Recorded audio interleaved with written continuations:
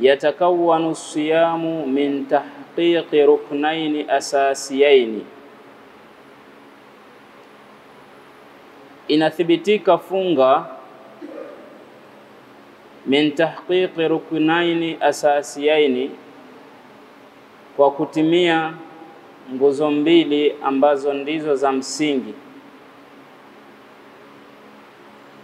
Huma, nguzo mbili hizo ni ya kwanza niyatu saum, ni nia ya kufunga, na ya pili al-imsaku anil mufattirati min al-fajr ila al-ghurub,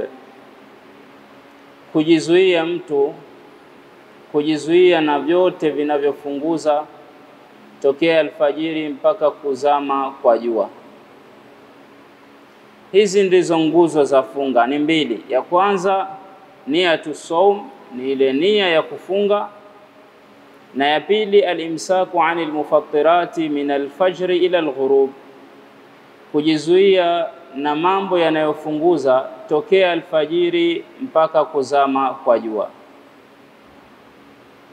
Ibn Rushd rahimahullah katika kitabu chake Bidayatul Mujtahid wa Nihayatul Muqtasid, yeye amezihesabu nguzo za funga kuwa ni tatu. Moja hii nia, na ya pili ni hii al-imsaku anil mufattirat, lakini ya tatu ni az-zaman, muda. Amehesabu muda kuwa nao ni nguzo ya funga ya Ramadhani, kwa maana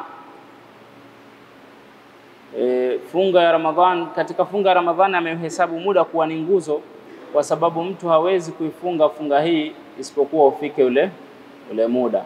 Kwa hiyo kuna kuingia ile Ramadhani yenyewe, na kisha kuna ule muda ambao mtu anafunga, yani kuanzia alfajiri mpaka kuzama kwa jua.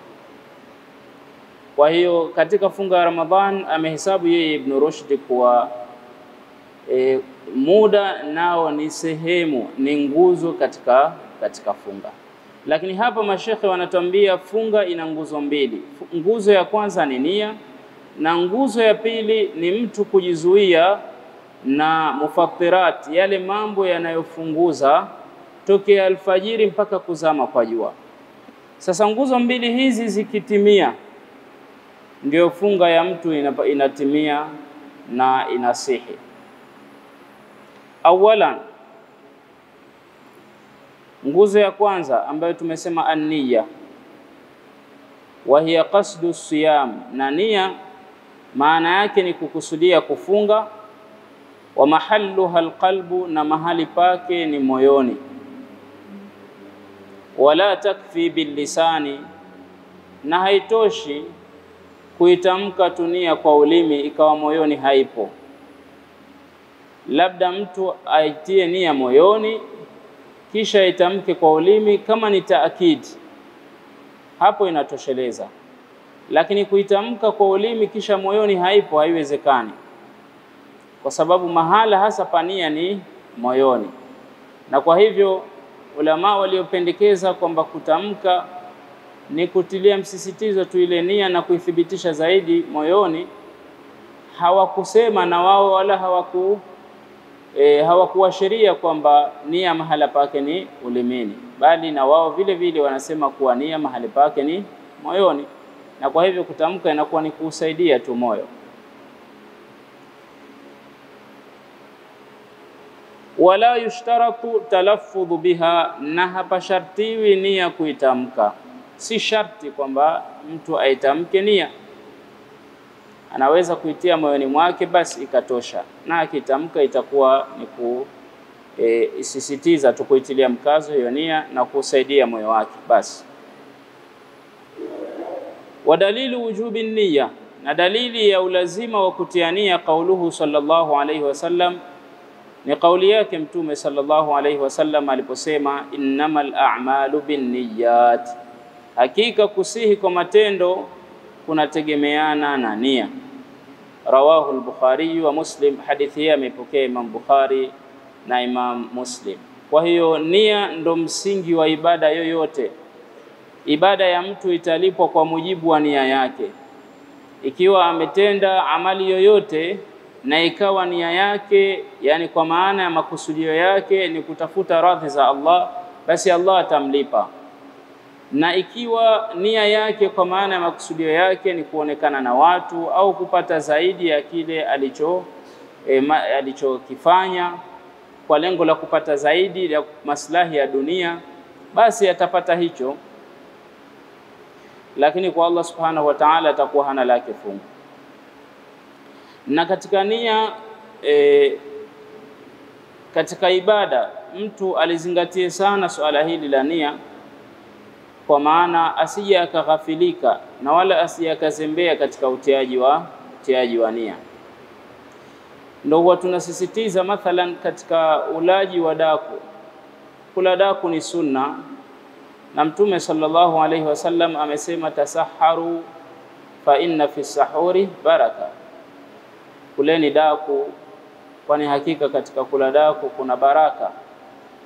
Sasa kuna watu wanakula daku lakini yeye hatafuti ile baraka, hatafuti ule usunna wa kula daku, bali anakula daku kwa lengo la kutaka apambane na njaa ya mchana.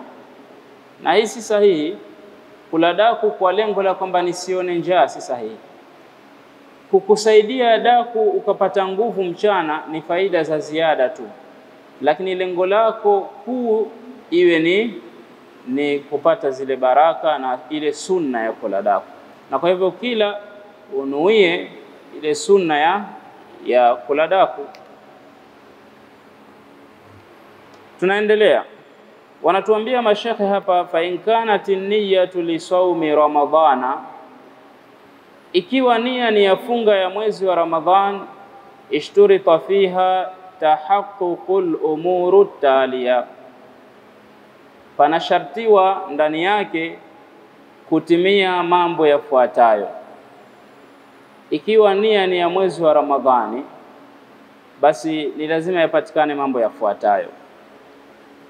Jambo la kwanza, at-tabyit. At-tabyit maana yake ile nia kuipitisha usiku. Wa huwa an yatawafara ladaihi alqasdu fi al-layli. Na tabyit maana yake an yatawafara ladaihi ni kupatikana kwake alqasdu kukusudia kufunga fi al-layli usiku, ay qabla tulu'i al-fajri, yani kabla ya kuchomoza al-fajri. Fa in lam yaqsid ila siyami, ikiwa hakukusudia mtu kufunga illa ba'da tulu'i al-fajri, isipokuwa baada ya kuchomoza al-fajri, alfajiri ishachomoza ndo akanuia kufunga funga hii ya faradhi, batalatin nia itakuwa imeshabatilika. Wa batala sawm, na funga imeshabatilika. Kwa hiyo ni lazima funga hii mtu ailipe. Kwa hiyo nia ni lazima mtu aitie wakati wa usiku. Lakini kama tulivyoashiria huko nyuma kwamba kuna pirika au vitendo vya mtu vitapelekea moja kwa moja kuwa nia yake imeshathibiti. Yani kuna vitendo mtu anafanya kwa lengo la anamaanisha kwamba kesho nafunga. Ndo kama kula daku. Ikiwa mtu anakula daku kwa lengo la kwamba anakula daku ili kesho nifunge, basi itatosheleza hiyo kuwa nia. Lakini ikiwa anakula daku hana lengo hilo, haitotosheleza. Lakini ikiwa anakula daku kwa lengo la kwamba nifunge kesho, basi itatosheleza. Wadalilu dhalika, na dalili ya kuwa nia ni lazima ipitishwe usiku. Qauluhu sallallahu alayhi wasallam, ni kauli yake Mtume sallallahu alayhi wasallam aliposema, man lam yubayyiti siyama qabla al-fajri fala siyama lahu, yule ambaye hakuipitisha nia ya kufunga kabla ya alfajiri, basi hakuna funga kwake. kwa maana funga yake haitohesabiwa. Rawahu Daraqutni, hadithi hii ameipokea Daraqutni. Waqala, na akasema, ruwatuhu thiqatun, wapokezi wa hadithi hii ni wenye kutegemewa waaminifu. Warawahu al-Baihaqi, na vile vile ameipokea Imamu al-Baihaqi. Kwa hiyo katika suala la nia, ambayo ndo nguzo ya kwanza ya funga, ni lazima kwanza katika masharti yake ipitishwe usiku, ikiwa hiyo funga ni ya fardhi kama ilivyo Ramadhan. Lakini sharti la pili la nia ni at-ta'yin. At-ta'yin maana yake kuainisha ile funga unayoifunga. Inawezekana funga ikawa ni ya lazima, lakini ikawa si ya Ramadhani, ikawa ni ya nadhiri kwa mfano. Kwa hiyo ni lazima uainishe ni funga gani unayoifunga, ndio maana ta'yin. Wadhalika, na hilo jambo la at-ta'yin bi an yu'ayyina naw'a sawmi, ni kwa kuainisha mtu aina ya funga. Fayazima fi qalbihi, akaazimia katika moyo wake, ala siyami ghadin an Ramadhan, kufunga kesho funga ya Ramadhan. Lakini falau qasada fi nafsihi mutlaqa as-sawm, lau mtu alikusudia katika nafsi yake kufunga tu akaachilia hilo, lam tasihha niyatuhu aidan, nia yake itakuwa haijasihi. Ni lazima aainishe nanuia kufunga, lakini Ramadhani nanuia kufunga, hiyo ni nia tu. Sasa kuna jambo jingine ni lazima uliweke katika hiyo nia, ta'yin, kwamba ninachonuia kufunga ni funga ya Ramadhani. Kwa nini? Liqaulihi sallallahu alayhi wasallam fi hadith, kwa kauli yake Mtume sallallahu alayhi wasallam iliyopo katika hadithi innamal a'malu binniyat as-sabiq, iliyotangulia, hadithi ambayo imeshatangulia. Wa innama, anasema Mtume, na hakika si vingine, likulli mri'in ma nawa, kila mtu hupata kile alichonuia. Kwa mujibu wa alichonuia mtu ndo hupata. Sasa ikiwa hukunuia chochote, umenuia kufunga tu, basi huwezi kupata funga ya Ramadhan.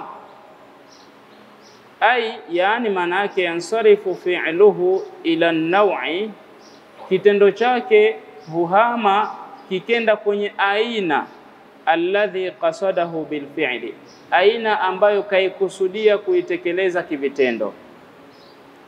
Kwa hiyo kile kitendo atakachokifanya kitageuka kuelekea kwenye kile alichokusudia. Mathalan, unaweza ukaswali alfajiri rakaa 2, ukaingia msikitini ukasali rakaa 2.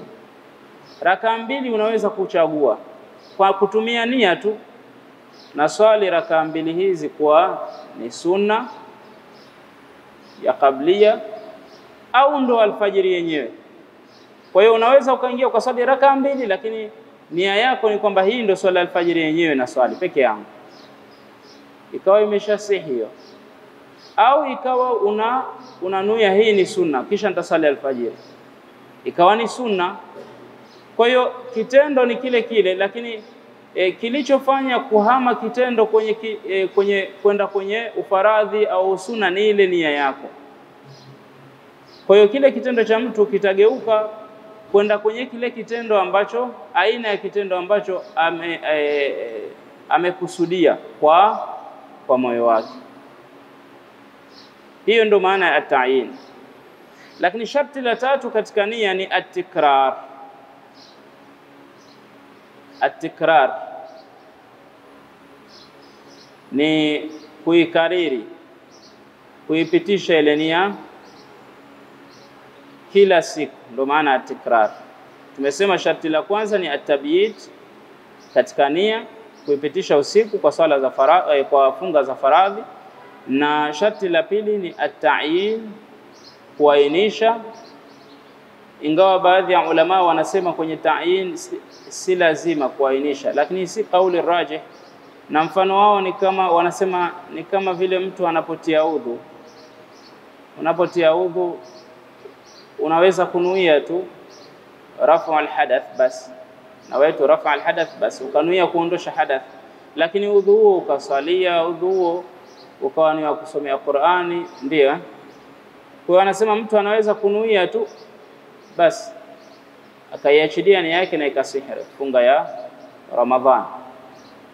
Lakini hii sio raji, kwa sababu kwa mfano huu wa udhu ni kama kibali, ndio ni ibada, lakini ni kibali ambacho kinamruhusu mtu kwenda kutekeleza sala. Je, sala unaweza kufanya hivyo? Kwenye sala huwezi kufanya hivyo. Sala ni lazima ulete ta'yin kwamba na sala ya dhuhuri au al-asri au maghrib. Sharti nyingine ni atikrar, yani kuileta nia kwa kila siku, kuirejea ai an yanwi kulla lailatin, yani kwa maana mtu anuie kila usiku kabla alfajri, kabla ya sala ya kabla ya alfajiri, an siyami al-yawm at-tali, kufunga siku inayokuja inayofuata. Fala tughni niyyatun wahida, na kwa hivyo nia moja tu haitoshelezi, kama ilivyo kauli ya Malikia, madhhabi ya Imam Malik, kwamba wao wanasema nia moja tu inaweza ikatosheleza mwezi mzima wa Ramadhani, kwa kutia nia mwanzoni tu mwa mwezi wa Ramadhani. Sasa anasema fala tughni niyyatun wahida, nia moja haitoshelezi ani shahri kullihi, mwezi wote wa Ramadhani. Kwa nini? Lianna siyama shahra ramadhana, kwa sababu funga ya mwezi wa Ramadhan laisa ibadatun wahida, sio ibada moja, bal hiya ibadatun mutakarrira, bali ni ibada zenye kujirejea. Kwa maana kuna kuingia na kutoka, kuna kuingia na kutoka. Wa kullu ibadatun, na kila ibada, wa kullu ibadatin, na kila ibada, la budda an tanfarida, ni lazima ipwekeke biniyatin mustaqilla, kwa nia yenye kujitegemea. Kwa hiyo funga ya kwanza ni ibada inayojitegemea, ya pili, ya tatu, hata kama zipo kwenye mwezi mmoja, lakini ni ibada zenye kujitegemea kila moja. Amma saumu nafila, amma saumu nafila, ama funga ya sunna, fala yushtaratu fi niyyatiha tabiyitu, hapa shartiwi katika nia yake tabiyitu wala ta'yin.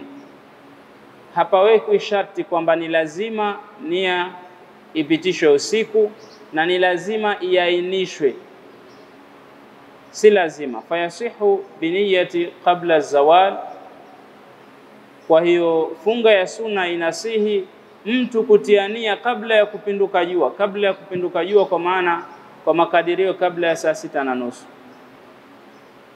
yani kuanzia saa 6 kamili kuja na chini, inasihi mtu akatia nia muda huo. Kwa hiyo mtu anaweza funga sunna akatia nia saa 4 asubuhi, na alikuwa hana mpango wa kufunga siku hiyo, lakini ilipofika saa 4 kwa kuwa hajala chochote akasema bora naunganisha kuwa nifunga. Kwa funga ya sunna itasihi, lakini funga ya faradhi haisihi. Wa yasihu biniyati mutlaqan, na itasihi pia funga ya sunna kwa nia tu ya kuachilia, bila ya kuainisha kwamba ananuia kufunga funga fulani. Mtu akanuia tu kwamba anafunga, basi itasihi. Wadalilu dhalika, na dalili ya hilo kwamba funga ya sunna mtu anaweza kutia nia asubuhi baada ya jua kuchomoza, lakini pia bila ya ta'yin, bila ya kuainisha aina gani ya funga anayofunga. Dalili ya hilo ni hadithun Aisha radhiyallahu anha, hadithi ya bibi Aisha Allah muiradhi, anna an-nabiy sallallahu alayhi wasallam qala laha yawman, ya kuwa mtume sallallahu alayhi wasallam alimwambia siku moja kwa kumuuliza, hal indakum min ghada'in, je kipo chakula? Mtume anamuuliza bibi Aisha. Qalat, bibi Aisha akasema la, hapana. Qala, mtume akasema fa inni idhan asum, basi mimi ninafunga. Kwa hiyo Mtume kafunga baada ya kuuliza chakula kikakosekana, akaona bora nifunge. Hadithi hii inaonyesha kwamba nia ya kufunga sunna inaweza kutiwa hata saa 5, saa 4. Rawahu Daraqutni, amepokea hadithi hii Daraqutni. Kwa hiyo nguzo ya kwanza ni hii. Nguzo ya kwanza ya funga ni nia. Niyatu saum, nia ya kufunga. Na nguzo ya pili, thaniyan, nguzo ya pili, al-imsaku anil mufattirat, kujizuia na vinavyofunguza. Wal mufattiratu, na vinavyofunguza hapa, kullu minal umuri taliya, ni vyote katika mambo yafuatayo. Kila kinachoingia katika mambo yafuatayo. Jambo la kwanza, al-aklu washurb, kula na kunywa. Idha kana dhalika amdan, litakapokuwa hilo ni kwa makusudi. Mtu atakapokula kwa makusudi au akanywa kwa makusudi, funga yake itakuwa imeshabatilika, imeshaharibika. Mahma kana al-maakul, vyovyote itakavyokuwa kilicholiwa, au al-mashrub, au kilichonywewa, qalilan, ni kichache. Hata kiwe kichache namna gani, vyovyote kitakavyokuwa kichache, hata ule njugu moja, hata ule tembe ya mtama moja, lakini wakati umekula kwa makusudi mchana wa Ramadhan mathalan, itakuwa funga yako imeshaharibika. Na hata unywe tone moja, basi funga yako itakuwa imeshaharibika ikiwa umefanya hivyo kwa makusudi. Fa in nasiya annahu saimun, akisahau mtu kwamba kafunga, ikampitikia tu kwa bahati mbaya, wa akala au shariba, akala mtu au akanywa, lam yuftir, hajafungua bado, atakuwa. Mahma kathura ta'am, vyovyote vile chakula kitakavyokuwa kingi, hata chakula kikiwa kingi kiasi gani, muda ambao mtu hajakusudia, basi funga yake itakuwa sahihi. Hata kama alikula akashiba, akanywa na juisi, akanywa na maji, akaenda na ndeu, lakini sikasahau, hajajisahaulisha, basi saumu yake ni sahihi. Vyovyote vile kitakavyokuwa chakula ni kingi au sharab au kinywaji.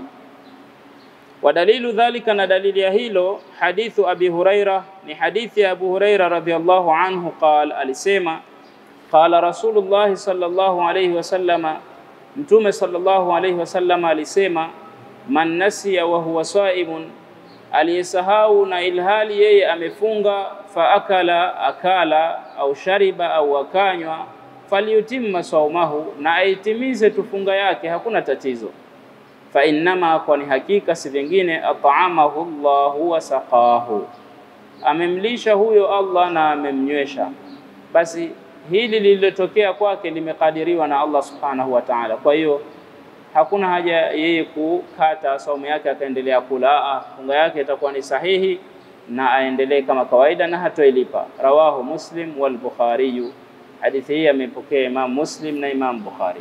Kwa hiyo miongoni mwa mufattirat, mambo yanayofunguza, yani yanayoharibu funga ya mtu, la kwanza ni kula au kunywa kwa makusudi.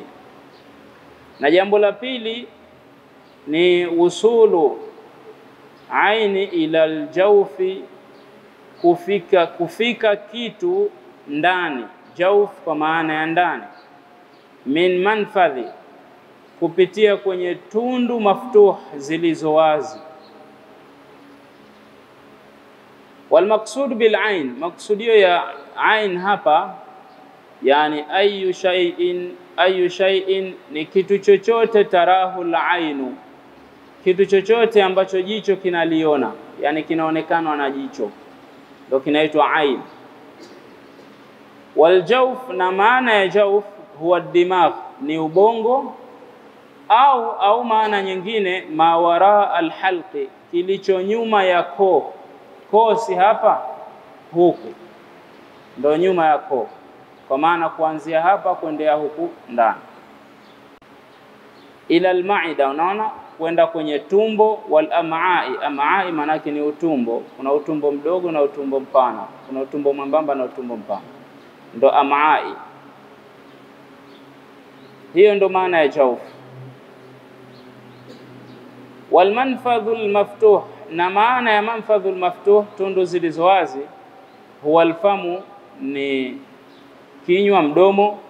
Wal udhun, na masikio. Wal qubul, na utupu wa mbele. Wal dubur, na utupu wa nyuma. Min adh-dhakari wal untha, kwa mwanamume na kwa mwanamke. Hizi ndo manfadhul maftuh, tundu zilizo wazi. Kwa hiyo kwa maana hii basi, falqutratu min al-udhuni muftira, tone litiwalo sikioni ni lenye kufunguza.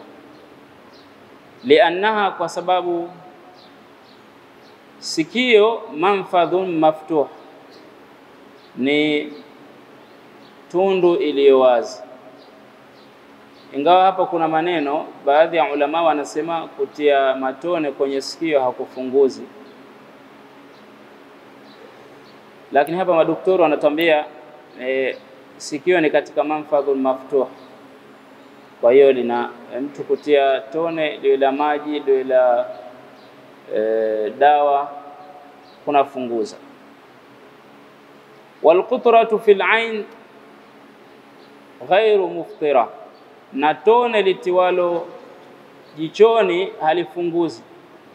Liannahu manfadhu ghairu maftuh, kwa sababu jicho si tundu zilizo wazi, ni tundu zisizokuwa wazi. Walhuqnatu sharjiyya,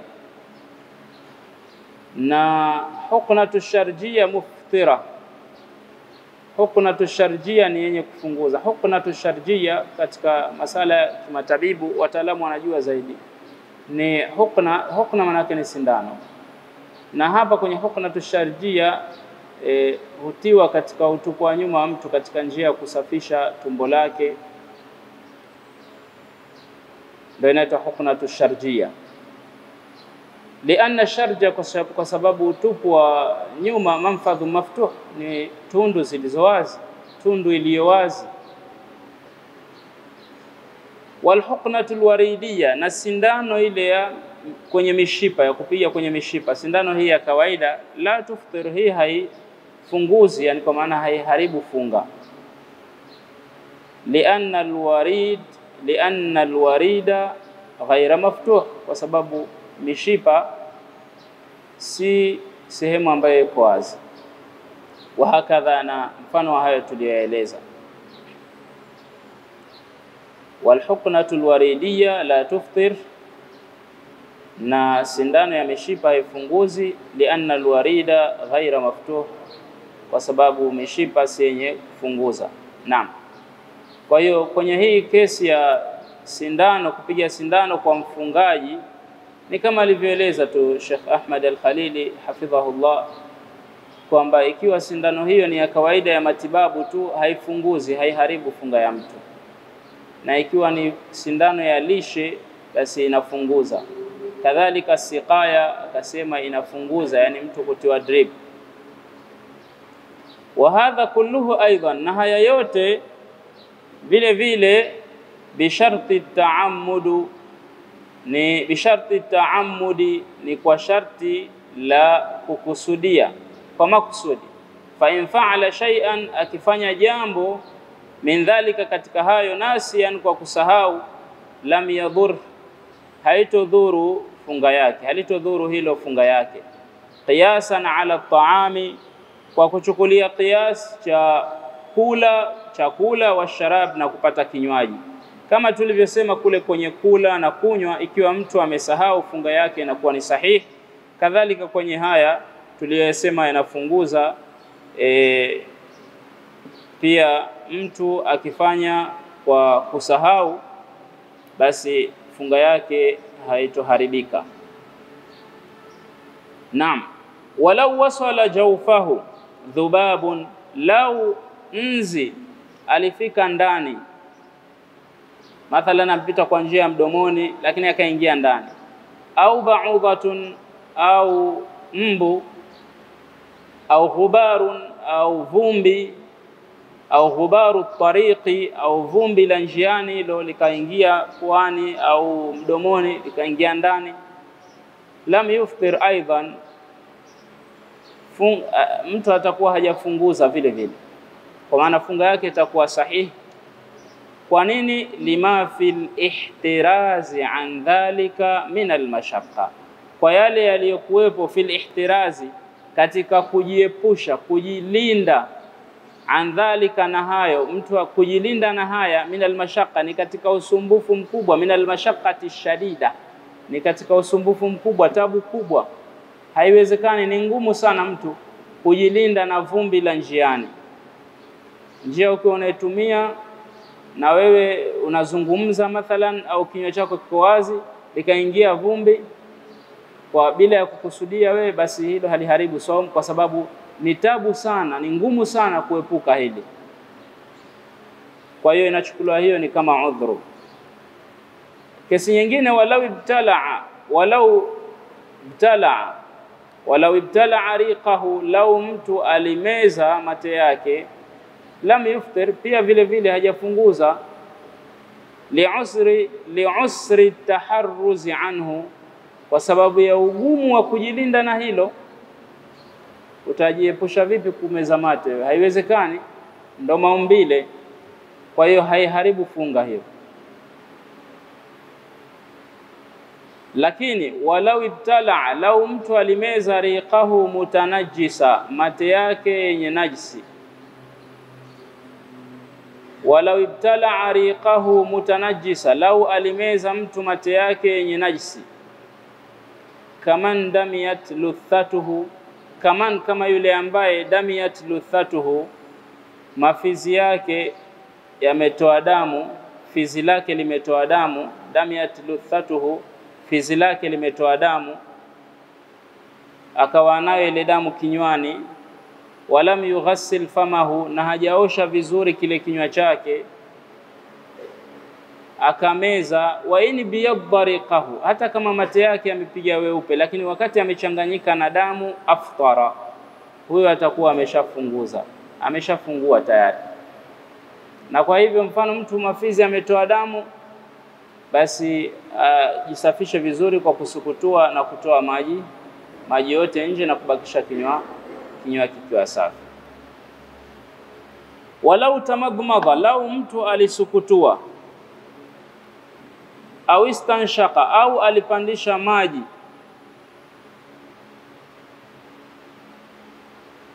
fasabaqa ma'ul madmadha, maji ya kusukutua yakatangulia yakaingia ndani, au istinshaq, au maji ya kupandisha, au yale maji ya kupandisha yakapanda yakaingia ndani, ila jawfihi, yakenda ndani yake, fa innahu la yuftir. Hapa kuna kesi, ikiwa mtu anasukutua akawa anabaleghesha bila, au kapandisha maji yake puani, hapa kutakuwa kuna mambo mawili. Fa innahu la yuftiru, mtu huyo atakuwa hajafungua bado, illam yakun qad balagha, ikiwa huyu mtu qad balagha, illam yakun qad balagha, ikiwa hakupandisha hayo maji kooni, fi dhalika, ikiwa hakupandisha maji kwenye hilo, athna alwudhu, katikati ya udhu. Kwa sababu aliyefunga kutia maji kwenye kinywa akawa anasukutua akapeleka kwenye koo, ni makruh jambo hilo, na anatakiwa ajiepushe kufanya hivyo. Lakini akiwa hajafunga, yuko nje ya funga, ni sunna kufanya hivyo. Sasa atakuwa mtu hajafungua ikiwa hakufanya hivyo, hakupeleka maji kwenye koo katikati ya udhu. Fa in kana qad balagha fi dhalika aftara, ikiwa akapandisha maji kwenye koo akayapeleka kwenye koo kwenye udhu, aftara, ameshafungua.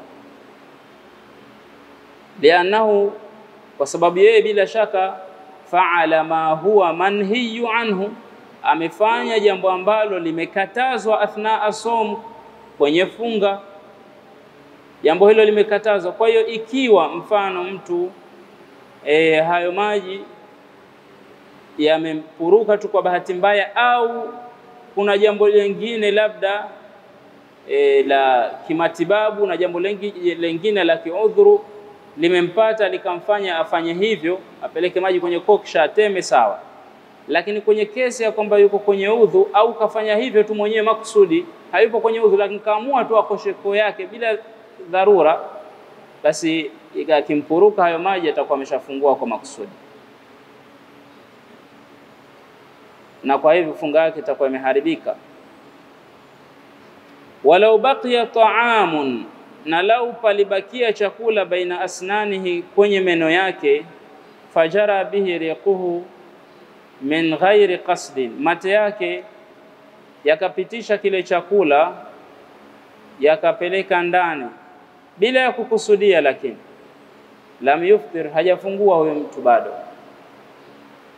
In ajaza an tamyizihi, ikiwa ameshindwa lakini kupambanua yani baina ya mate na kile chakula akakitema, wa majihi na kutema kwake kile chakula, ikiwa hakuweza kupambanua yani kukitofautisha na mate akakitoa, kukitoa kwenye meno yale akakitoa, wa majihi na kukitema, ikiwa hakuweza hilo, basi huyo atakuwa funga yake ni sahihi, liannahu ma'dhurun fi, kwa sababu yeye ni mwenye udhuru kwenye hili,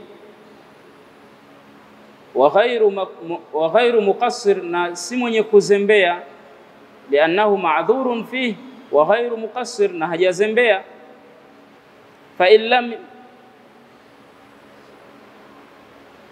Fa illam ya'jiz aftara, ikiwa hakushindwa kufanya hivyo, aliweza kutoa kile chakula akakitema kilichobakia kwenye meno yake, lakini kameza tu kwa makusudi, aftara, atakuwa ameshafungua, litaksirihi, kwa sababu ya kuzembea kwake. Sawa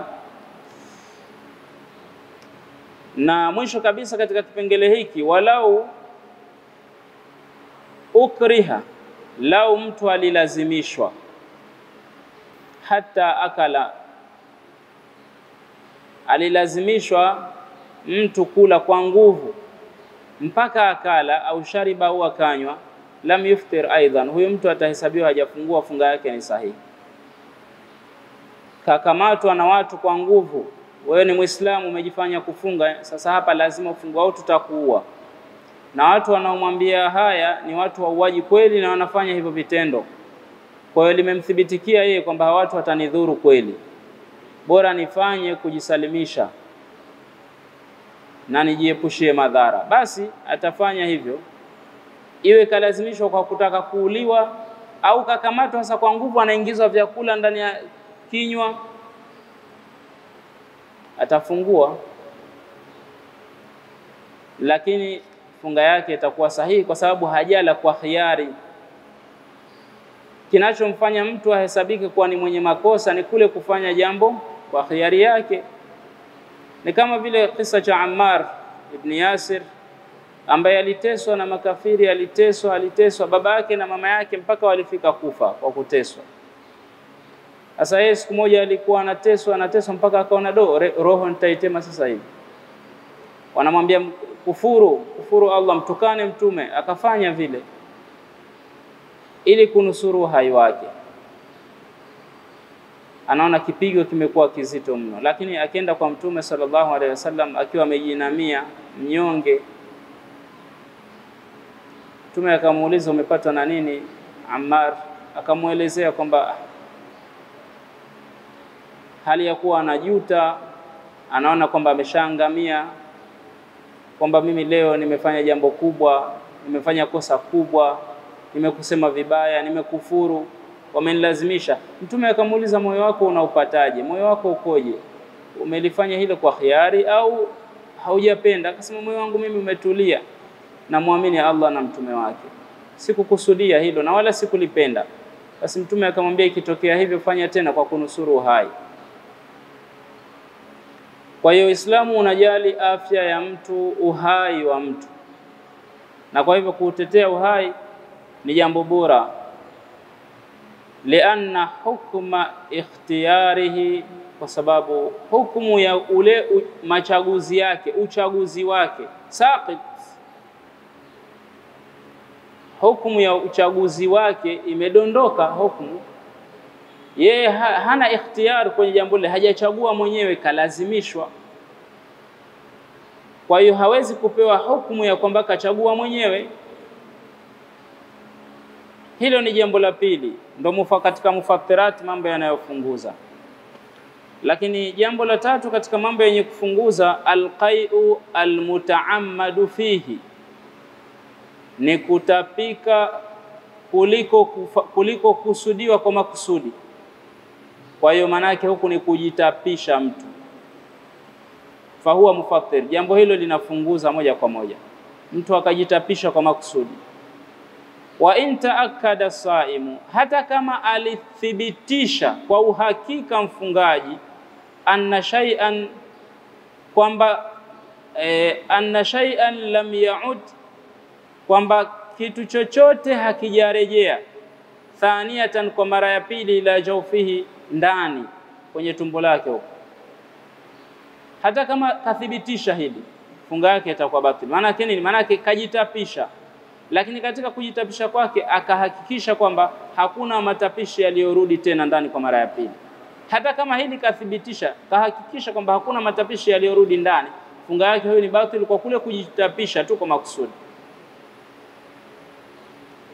Na kujitapisha kwa makusudi, ima mtu ni kutia madole au kitu gani ndani ya kinywa chake, au akafanya kitendo ambacho hicho anajua nikifanya hiki na hakuna ulazima wa kufanya nitatapika. Anajua mimi nikikaa sehemu fulani, mathalan nikikaa kwenye pembea kisha ikasukumwa nitaona kizunguzungu nitatapika, basi asikae. Akikaa na ilhali anajua kwamba hali ya kutapika itamtokezea, huyo maana yake ndo anafanya kusudi, anaiharibu kusudi, anaenda kwenye njia ya kuiharibu kusudi funga yake. Lakini idha ghalabahu alqai'u, matapishi yakimzidi mtu, lam yadhur, funga yake haitodhurika, hakutodhuru funga yake. Ikiwa amezidiwa, mfano amepanda chombo safarini, yuko kwenye maji, hajazoea, akatapika, hawezi kujizuia, funga yake itakuwa ni sahihi. Walau alima anna ba'dha, hata kama alijua huyu mtu kwamba baadhi mimma kharaja, ya vile vilivyotoka, qad aada ila jawfihi, vimerudi ndani, biduni qasdi minhu, pasi na kukusudia. Hata kama hili alilitambua, hii funga itakuwa sahihi. Manake huyu katapika bila ya kukusudia, na akajua kwamba baadhi ya matapishi yake yamerudi ndani, lakini hajakusudia yarudi. Kusudio lake hayatoe yote mpaka yale mabaki kwenye kinywa atoe, lakini yakarudi baadhi yake, itakuwa ni sahihi. Lakini yule aliyetapika kwa alijitapisha kwa makusudi, hata kama hakijarudi kitu ndani, itakuwa funga yake ni imebatilika. Wadalilu dhalika, na dalili ya hilo, rawahu Abu Daud, rawahu Abu Huraira, amepokea Abu Huraira radhiyallahu anhu qal. Wadalilu dhalika, na dalili ya hilo, ma rawahu Abu Huraira, ni ile hadithi aliyopokea Abu Huraira radhiyallahu anhu, qala, alisema, qala Rasulullah sallallahu alayhi wasallama, Mtume sallallahu alayhi wasallama amesema, man dhara'ahu qai'un, yule yaliyomzidi matapishi, yani aliyezidiwa na matapishi, wa huwa saimun, naye amefunga, falaysa alayhi qada. Man dhara'ahu qai'un falaysa alayhi qada, yule aliyezidiwa na matapishi hakuna kulipa kwake, hatolipa funga. Wa in istaqaa, na ikiwa amejitapisha mtu kwa makusudi, falyaqdi, na alipe. Akhrajahu Abu Daud, hadithi ameitoa Abu Daud wa Tirmidhi wa ghayruhuma, na Imamu Tirmidhi na wengineo katika ulama. Wa maana dhara'ahu ghalabahu, na maana ya neno dhara'ahu yani ghalabahu, yamemzidi matapishi. Hilo jambo la tatu. Jambo la nne ambalo ni katika mufattirat, mambo yanayofunguza, yanayoharibu funga ya mtu, alwatu amdan ni kuingilia mtu kwa makusudi mchana wa mwezi wa Ramadhani mathalan, kwa makusudi, walau min ghairi inzali, hata kama bila ya kushusha, bila ya kuteremsha mbegu zile, bila ya kuteremsha manii, hata kama hajateremsha manii mtu, lakini wakati ameingilia kwa makusudi, amemwingilia mkewe, funga yake imeshaharibika, na huyu atatoa kafara.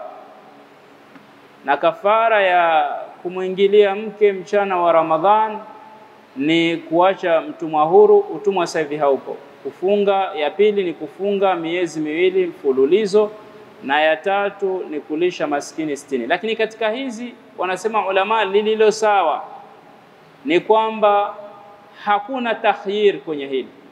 Kwa maana ukasema nichague ninalolipenda, mimi na hela kwa nitachagua hilo la kulisha maskini 60. Hapana. Ufunge, lazima uache mtumwa huru. Hayupo mtumwa, ni lazima ufunge miezi miwili mfululizo. Hakuna kuchagua lile la tatu. Huwezi, una maradhi wewe, umepatwa na maradhi au umepatwa na mtihani, maradhi ya ghafla ambayo hayatarajiwi tena kupoa baada ya Ramadhani yamekupata hayo, hapo tena utalisha maskini 60. Na anayetoa kafara hii ni mwanamme, sio mwanamke. Na kauli ya jumhuri ya ulama, yani Abu Hanifa, Malik na Ahmad ibn Hanbal, wanasema na mwanamke atatoa kafara. Kauli ya Imam Shafi'i ambayo ndio raji na ndio kauli ya kupatia zaidi kwa mujibu wa hadithi, na ndio iliyoshikwa na wengi katika ulama, ni kwamba kafara ni kwa mwanamume tu, kwa sababu hadithi iliyothibiti, yule mtu aliyekuja kwa mtume akawa anasema halaktu, nimeangamia. Mtume akamuuliza umefanya nini? Nimemwingilia mke wangu mchana wa Ramadhani. Mtume hakumlazimisha yule mkewe kutoa kafara, bali huyu mwanamume ndo alimwambia acha mtumwa huru, sina uwezo, funga miezi miwili mfululizo, siwezi mimi, kwa maumbile yake, mwili wake huenda ni mtu mzima sana, basi lisha maskini 60. Sina uwezo, mimi ndo maskini wao hapa. Akapewa kapu, akaambiwa haya, nenda kalisha, na chakula pia cha kulisha maskini akapewa pale pale. Sasa huyu ni mtume hapa akamwambia huyu mwanamume tu. Ila ulama wanasema ikiwa mwanamke atakuwa ni mwenye, manake kama kwamba kamlazimisha mwanamume na yeye mwenye kataka le jambo, kaandaa mazingira, manake yeye ndo kishawishi wa kwanza, na yeye atatoa kafara. Wadalilu dhalika, na dalili ya hilo kwamba mtu akimwingilia mkewe hata kama hajamwaga mbegu, funga yake imebatilika na lazima atoe kafara. Dalili ya hilo ni kauli ya Allah subhanahu wa ta'ala iliyopo katika suratul Baqara aya 187. Allah anasema wakulu washrabu, na kuleni na kunyweni, hata yatabayyana lakum, mpaka pabainike kwenu, alkhaytul abyad, uzi mweupe, min alkhaytil aswad, kutoka kwenye uzi mweusi, min alfajri, wa alfajiri. Thumma kisha atimmu siyama ila al-layli, timizeni funga mpaka usiku. Wala tubashiruhunna, na msivane nao wanawake. Wa antum aakifuna fil masajid, na nyinyi mkiwa mmekaa itikafu misikitini. Wal muradu bil khaytil abyad, na maana makusudio ya uzi mweupe hapa, dhau'un nahar, ni ule mwangaza wa mchana. Wal khaytul aswad, na maana ya khaytul aswad hapa ni dhulmatul layl, giza la usiku. Wal fajru, na alfajiri maana yake ni dhau'un, ni mwangaza, angaza lile. Dhau'un yatlu'u, linalochomoza, mu'taridan, likiwa limezagaa, fil ufuqi, katika ufuq, katika maeneo ya juu, ndo ufuq, katika mawingu, sehemu za juu.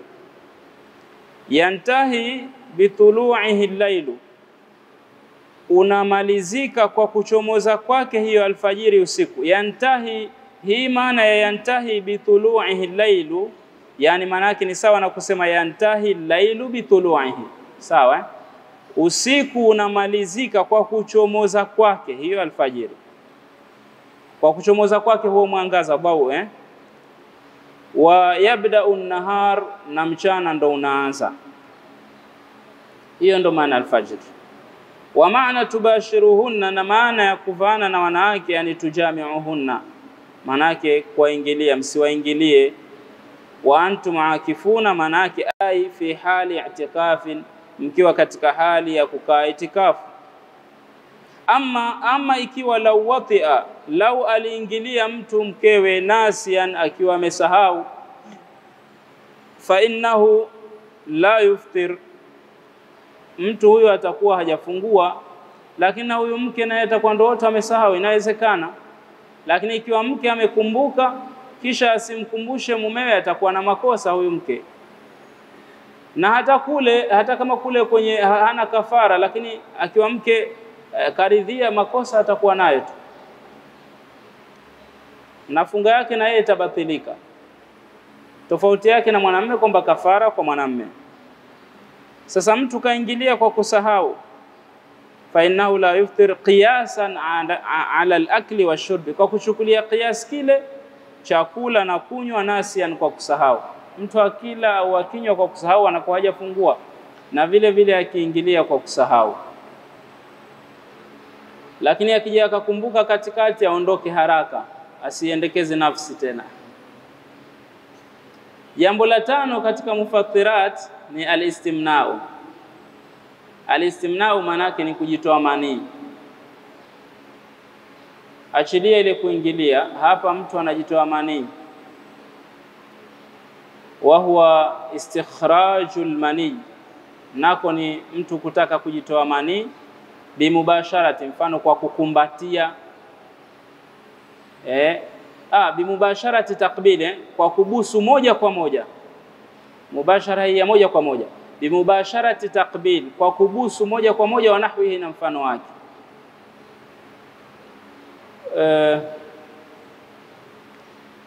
Au biwasitati al-yadi, au kwa kupitia mkono, kutumia mkono. Kufanya mkono ndo wasita.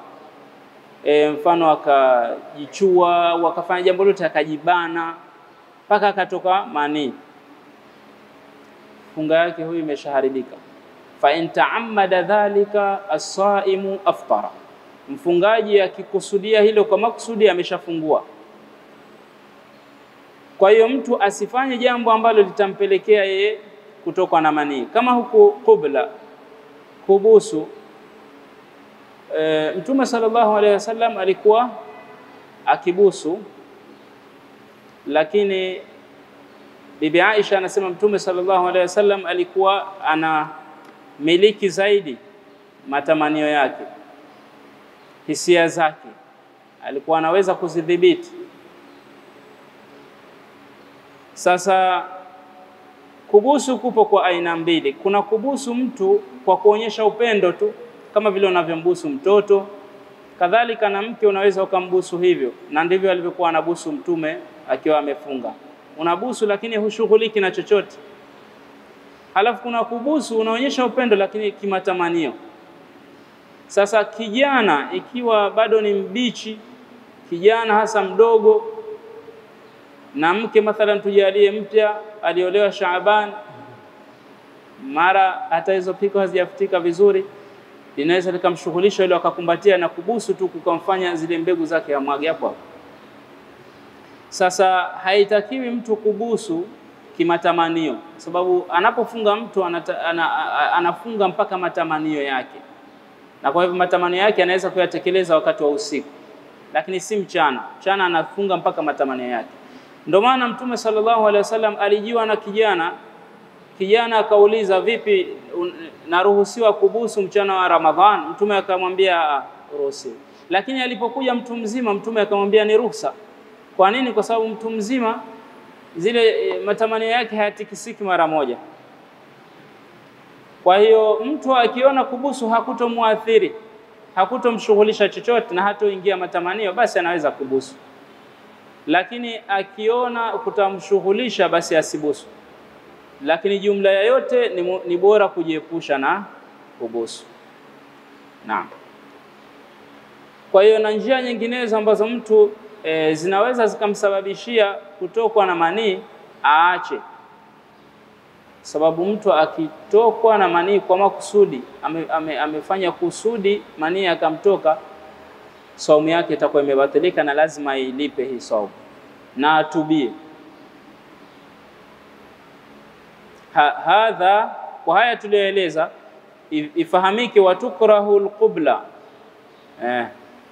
yani panachukiza kubusu fi Ramadhana, katika mwezi wa Ramadhan, karahata tahrimin, ukaraha wa uharamu kabisa, liman harakat shahwatuhu, kwa yule ambaye matamanio yake hutikisika, yani matamanio yake ni kijana bado mbichi, rajulan kana au mraa, au mwanamume au mwanamke, lianna fi dhalika, kwa sababu kwenye kulifanya hilo, ta'ridan, ni kujiweka mtu, kujiorodhesha, kujiweka mtu, liifsadi som, ni kujiingiza mtu kwenye kuiharibu funga. Ta'ridan liifsadi som, ni kujiingiza mtu mwenyewe kwenye kuiharibu funga.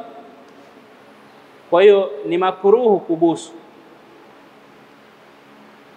Ama man lam tuharrik shahwatuhu, ama yule ambaye matamanio yake hayatikisiki, shakuwa mzee tena, falula, lililokuwa bora lahu kwake tarkuha, vile vile na yeye lililokuwa bora kwake kuacha, hasma libab, kwa kufunga moja kwa moja huu mlango, zile shubha tupilie mbalini. Ushahidi wa hili, rawa Muslim, amepokea Imam Muslim hadithi an Aisha radhiyallahu anha, kutoka kwa bibi Aisha, qalat, alisema, kana Rasulullah sallallahu alayhi wasallam, alikuwa mtume sallallahu alayhi wasallam, yuqabbiluni, ananibusu, wa huwa saimun, na yeye amefunga. Halafu bibi Aisha akasema, wa ayyukum yamliku irbahu kama kana Rasulullah sallallahu alayhi wasallam yamliku irbahu, wa ayyukum, nani kati yenu nyinyi, yamliku irbahu, anamiliki hisia zake, kama kana Rasulullah, kama alivyokuwa mtume sallallahu alayhi wasallam, yamliku irbahu, anamiliki hisia zake. Manake jibu ni istifhamu inkar, hakuna. Mtume alikuwa anamiliki zaidi hisia zake kuliko nyie. Naam, yeye ni binadamu kama nyie lakini alikuwa anamiliki zaidi hisia zake kuliko nyie, ndivyo alivyoumbwa. Ana uwezo mkubwa wa kudhibiti hisia zake. Naam, qala alulama, wamesema ulama, wa maana kalami Aisha radhiyallahu anha, na maana ya maneno ya bibi Aisha haya, annahu, ni kwamba, yambaghi, inatakikana, likule annahu, ni kwamba, yambaghi lakum, inatakikana kwenu, al-ihtirazu anil qubla, kujiepusha na kubusu, wala tatawahamu min anfusikum, na msijidanganye, msituhumu, kwa maana msijidanganye kwa nafsi zenu, annakum, kwamba nyinyi, mithlu nabii, ni mfano wa mtume, fistibahatiha, katika kutaka uhalali wake. Nyie hamwezi kufanana na mtume. Mtume, tunaposema mtume ni kama sisi, tunamaanisha kwamba mtume ni kama sisi kwa sababu ni binadamu, anafanya mambo ya kibinadamu, anaenda haja, ndio lakini si kama sisi kwa sababu, na miongoni mwa yanayothibitisha hayo ni kauli hii ya bibi Aisha kwa mtume anaweza kudhibiti zaidi hisia zake kuliko zenu. Lakini katika hizo hisia pia angalia jambo jingine, mtume alioa wake wangapi? Zaidi ya 4. Sisi hatumudu wake zaidi ya 4 kimaumbile manake, na lau tungekuwa tunamudu, Allah subhanahu wa ta'ala angelituruhusu. Kwa hiyo kuna baadhi ya mambo mtume sallallahu alayhi amefadhilishwa kwenye baadhi ya mambo kuliko sisi, liannahu yamliku nafsahu, kwa sababu yeye mtume anamiliki zaidi nafsi yake. ويأمن الوقوع في قبلة يتولد منها إنزال أو شهوة. نعم،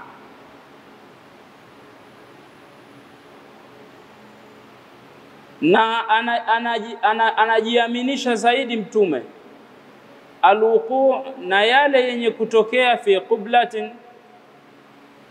kuingia kwenye kubusu, yale yanayotokea kwenye kubusu, yatawalladu minha, yanayozalikana kutoka kwenye kubusu, minha inzalun au shahwa, miongoni mwa hayo ni kuteremsha manii au shahwa au kutamani. Wa ya'manu luqu' fi qiblati, sawa, na anajiaminisha mtume kuingia katika kule kubusu kwake, anajiaminisha kwamba hatoingia kwenye